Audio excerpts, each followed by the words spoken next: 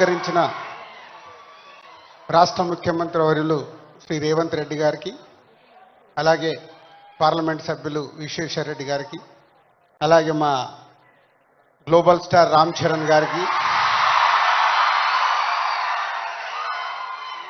మన విజయ్ దేవరకొండ గారికి,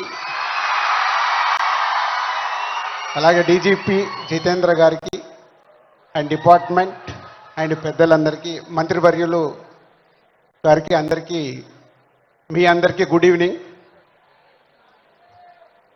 సీఎం రేవంత్ రెడ్డి గారితో ఒకరోజు నేను ఫ్లైట్లో వైజాగ్ నుంచి హైదరాబాద్ జర్నీ చేస్తున్నాను.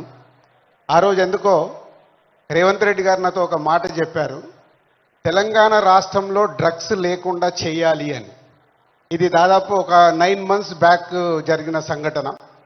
అంటే సీఎం గారికి ఆ రోజు చాలా డీటెయిల్గా, అంటే చిన్నపిల్లల వరకు ఈ డ్రగ్స్ వెళ్ళడం వల్ల మన ఫ్యూచర్ ఎలా ఉండబోతుంది, దాన్ని నిర్మూలించాలంటే అందరం కంకణం కట్టుకోవాలని ఆ రోజు చెప్పడం జరిగింది. ఈరోజు నేను ఈ కార్యక్రమంలో పాల్గొన్నందుకు నా వంతుగా నేను ఓట్ తీసుకుంటున్నాను.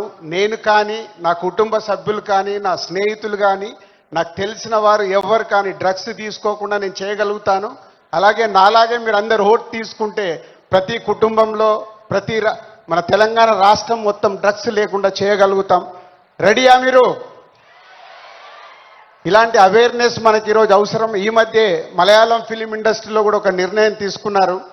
ఆ ఇండస్ట్రీలో ఎవరన్నా డ్రగ్స్ తీసుకున్నట్టు తెలిస్తే ఆ సినిమా ఇండస్ట్రీ, మలయాళం ఇండస్ట్రీ నుంచి బహిష్కరిస్తామని, అలాగే తెలంగాణ ఎఫ్డీసీ నుంచి తెలుగు చలనచిత్రం కూడా నేను కోరుకునేది ఒకటే, అలాంటిది ఫిలిం ఇండస్ట్రీలో ఎలాంటిదైనా జరిగిందని తెలిస్తే వాళ్ళని నిర్మూలించినప్పుడు, వాళ్ళని నిషేధించినప్పుడు సొసైటీకి, సినిమా ఇండస్ట్రీ నుంచి కూడా ఒక మెసేజ్ వెళ్తుంది.